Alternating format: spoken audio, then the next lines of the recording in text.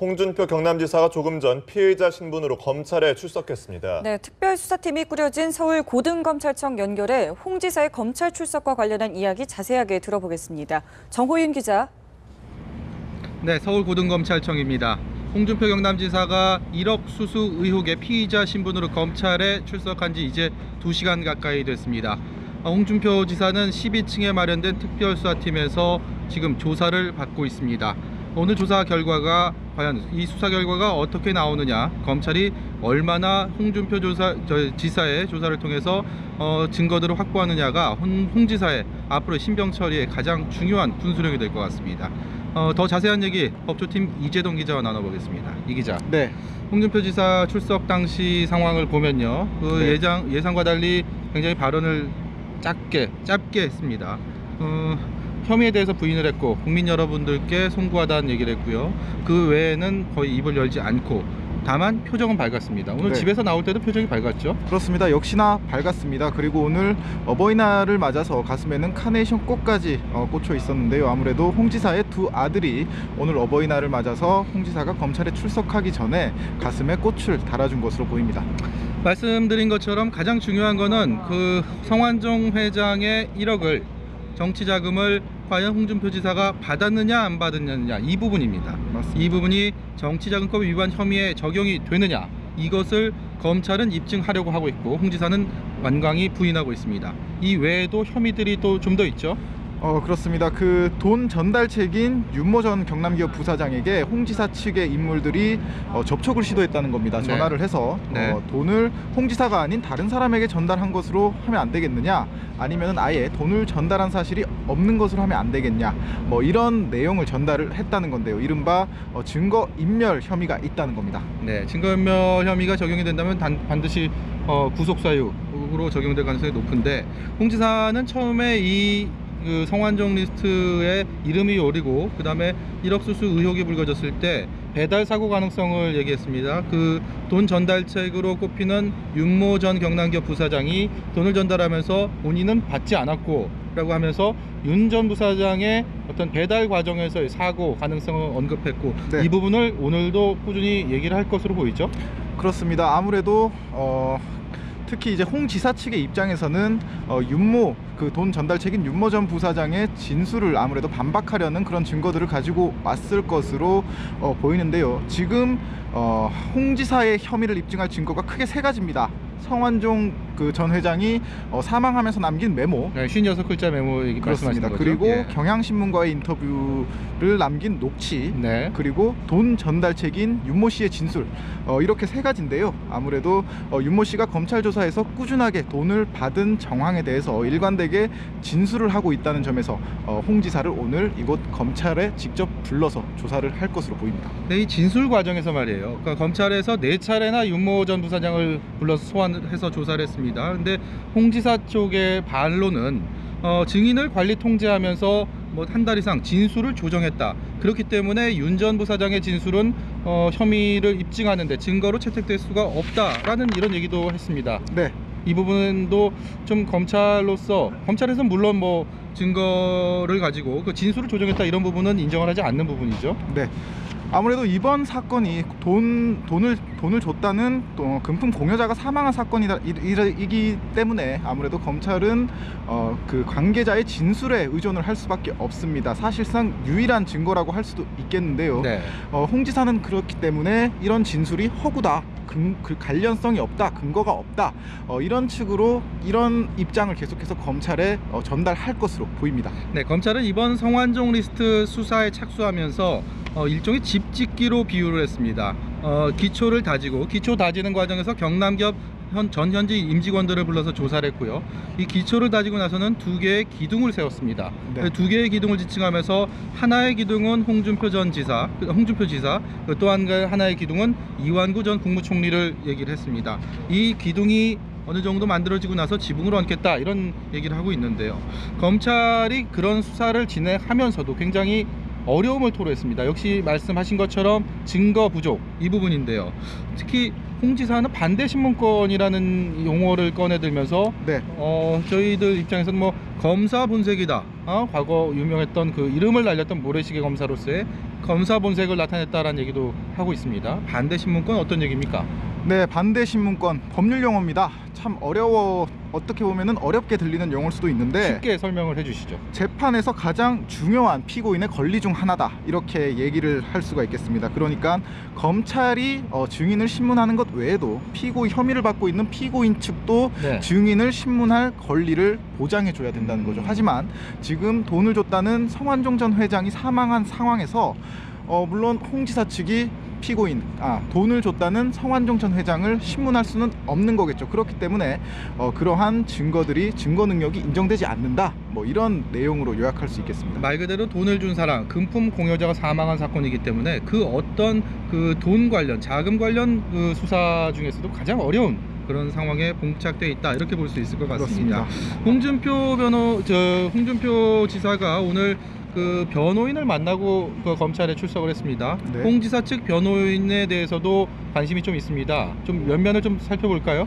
그렇습니다. 이우승 변호사와 이혁 변호사, 이렇게 두 사람입니다. 그런데 이 두 사람이 지금 이번 사건의 수사팀장인 문무일 대전지검장과도 친분이 있습니다. 네, 2003년도 그 노무현 대통령 측근 비리 수사, 이 부분 말씀하시는 거죠? 그렇습니다. 당시 특검으로 수사가 진행이 됐는데 이 특검팀에 이 세 사람이 함께 호흡을 맞췄던 인연이 네. 있는 거죠. 그러니까 한솥밥을 먹었던 사이가 이제는 창과 방패로 이곳 검찰청에 다시 마주쳤다, 이렇게 요약할 수 있을 것 같습니다. 또 한 가지 인연은 홍준표 지사가 사법연수원 14기, 그리고 예. 그 변호를 맡은 이우승 변호사도 같은 동기고, 그렇습니다. 김진태 검찰총장도 14기입니다. 공교롭게. 그렇습니다. 이런 뭐 부분들도 좀 뒷얘기지만 좀 재밌는 부분인 것 같습니다. 모두 고려대 동문이기도 하고요. 네, 그렇습니다. 홍준표 지사는 사실 정치인으로서 굉장히 이렇게 승승장구해 왔던 인물입니다. 알려졌다시피 이미 95년도에 검찰에서 나와서 96년 정계에 입문해갖고 내리 4선을 하고요. 집권여당의 원내대표와 당대표까지 거쳤습니다. 19대 총선에서 공천을 받고 출마를 했지만 낙선을 하고, 그리고 다시 경남지사로 지방선거를 통해서 화려하게 부활을 했습니다. 그렇기 때문에 최근에 무상급식 논란도 있지 않았습니까? 이런 것들을 통해서 대중적 인지도를 더욱 알렸고, 네. 그래서 대권 후보로까지 거론이 됐는데 본인으로서는 굉장히 큰 장애물, 큰 위기에 봉착됐다, 이렇게 볼 수가 있을 것 같습니다. 두 개의 기둥 앞서서 말씀을 드렸는데 네.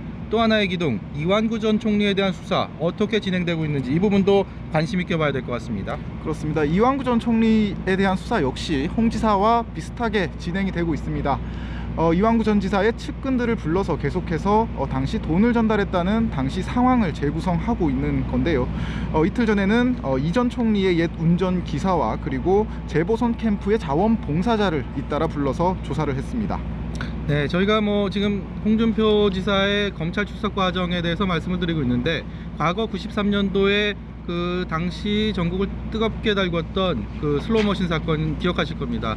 이 당시에 육공의 황태자라고 불리는 박철원 전 의원이 홍준표 당시 서울지검 강력부 검사의 손에 의해서 구속 기소됐죠. 네. 이 부분 좀 다시 한번 짚어볼까요? 그렇습니다. 당시 사건이 지금까지도 계속 이번 수사를 통해서 언급이 되는 게 물론 홍 지사가 검사의 입장에서 수사를 했다는 점도 있겠지만은 사건의 유형이 이번 사건과 굉장히 비슷합니다. 네, 굉장히 흡사하죠. 네, 예. 돈을 전달했다는 사람이 사라졌다고 할 수 있겠는데, 당시 돈을 전달한 것을 유일하게 목격한 여성이 정작 재판이 진행될 당시에는 미국으로 출국을 했습니다. 그렇기 때문에 재판에서 돈을 전달받았다는 피고인 측에서 그 여인을 신문을 할 수가 없었겠죠. 네. 하지만 그럼에도 불구하고 당시 정황들에 맞춰 봤을 때 충분히 돈을 받은 개연성이 있다, 이렇게 해서 당시 검사였던 홍 지사는 피고인의 유죄를 이끌어내기도 했습니다.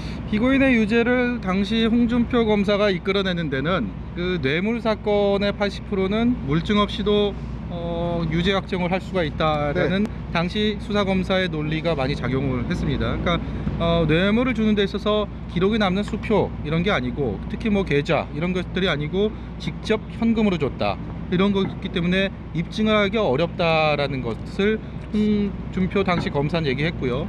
이 말이 그대로 적용돼 갖고 지금 20년 만에 다시 부메랑이 돼서 날아오고 있지 않습니까? 그렇습니다. 홍준표 검사가 당시에는 이런 논리를 앞세웠는데 결국은 이 논리에 본인이 지금 딱 무릎을 꿇고 있는 그런 모습인 것 같습니다. 하지만 역으로 말씀을 드리자면 당시 그런 부분을 공략해서 유죄를 이끌어냈기 때문에 그렇게 공여자가 없을 당시 검찰 수사에 어떤 점이 가장 취약한지를 가장 잘 알고 있는 인물이기도 하거든요. 네. 그렇기 때문에 돈을 줬다는 그런 진술을 근거가 없다 이렇게 끌어내기 위해서 오늘 또 새로운 증거들을 많이 검찰 조사 과정에서 준비를 해왔을 것으로 예상이 됩니다. 네. 홍 지사가 참 많은 말을 해왔고 또 많은 준비를 해왔습니다. 검찰 수사 과정 오늘 결과가 굉장히 관심을 끌 수밖에 없는 상황입니다.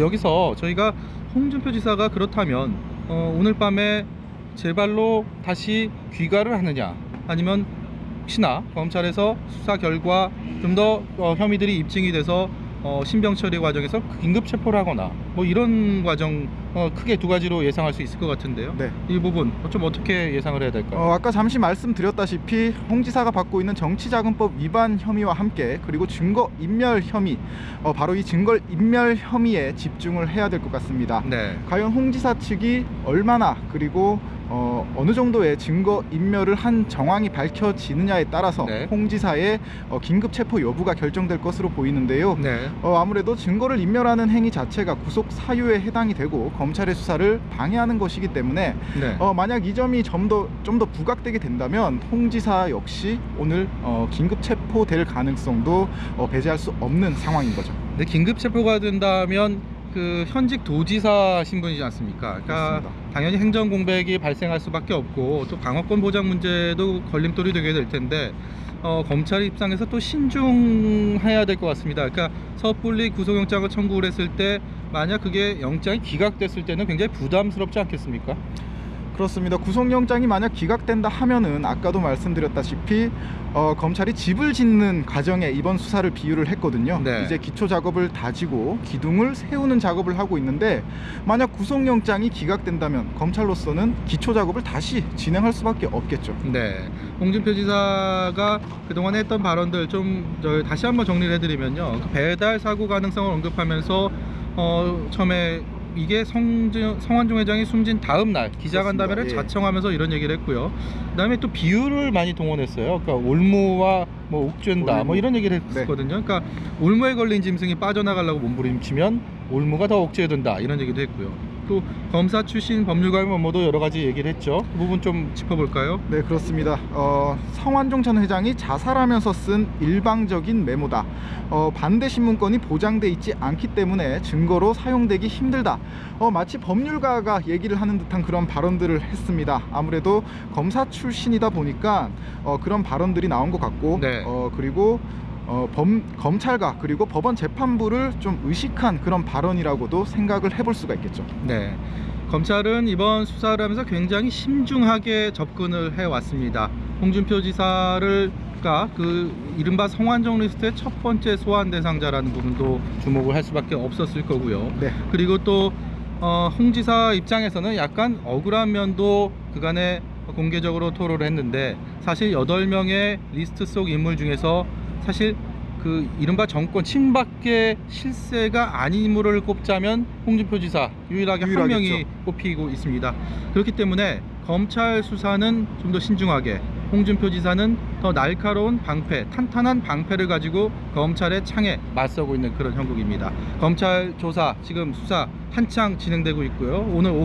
오늘 새벽까지도 이어질 것으로 보이는데 과연 그 결과에 따라서 홍준표 지사의 정치인으로서의 앞으로의 여정, 그리고 검찰의 향후 그 집짓기, 수사의 집짓기에 있어서의 결과, 이 모든 것들의 가장 큰 변곡점이 될 것으로 보입니다. 지금까지 서울 고등검찰청에서 전해드렸습니다.